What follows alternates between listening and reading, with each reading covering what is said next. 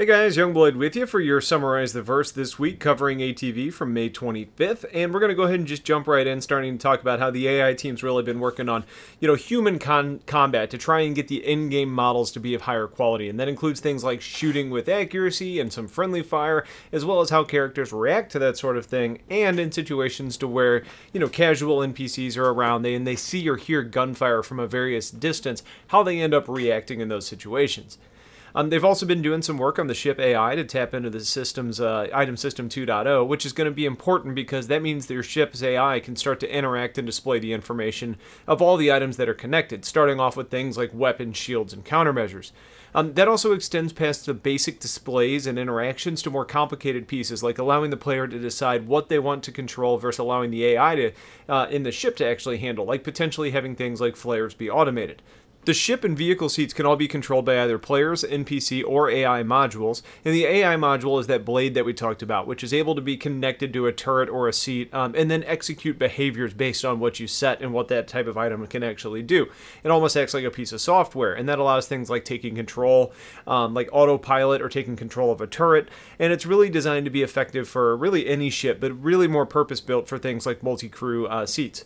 Now, there are some questions here because this all of a sudden opens up past what we thought we were going to have. Initially when we started talking about this avionics blade is what I keep referring to it as, we were more specifically talking about slaving a turret to the pilot.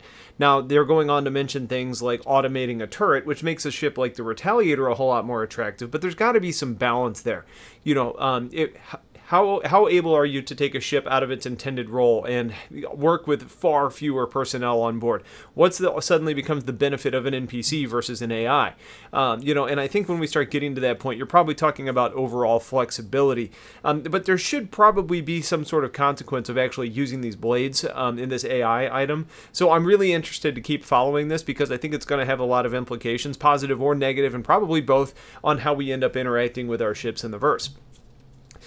Doors have been updated to Item System 2.0, which includes the difference in pressure between rooms, but additionally opens up the ability to do things like hacking and breaching mechanics.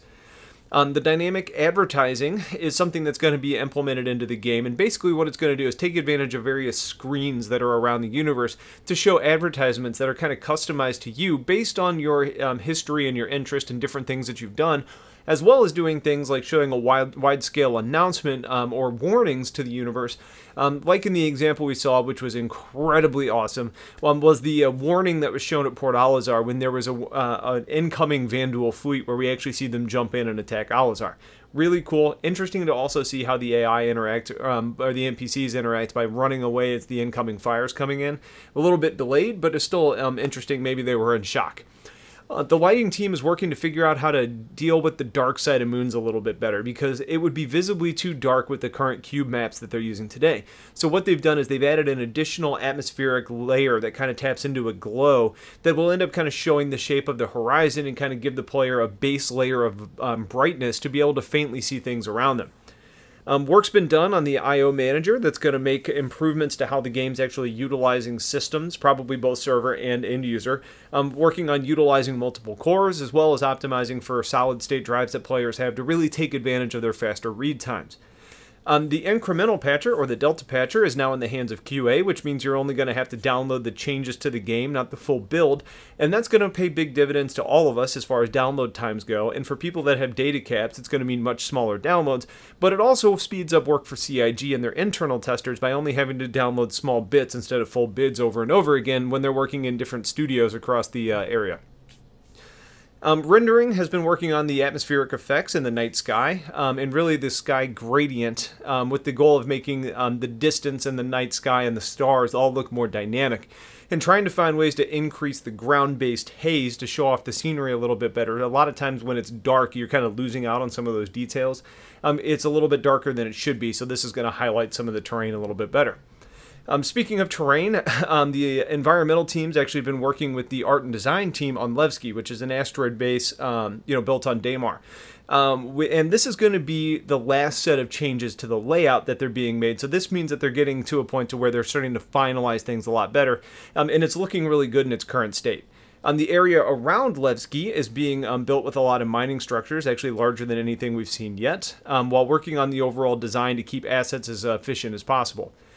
Speaking of that, they're working on asset scattering, which is going to keep asteroids and landscapes populated with various terrain items. That's kind of part of the procedural generation process. And they're also working to give each moon and asteroid location a different feel, so that when we're going to be exploring these, you're going to kind of be able to tell where you are based on look and feel versus them kind of feeling like copies of each other.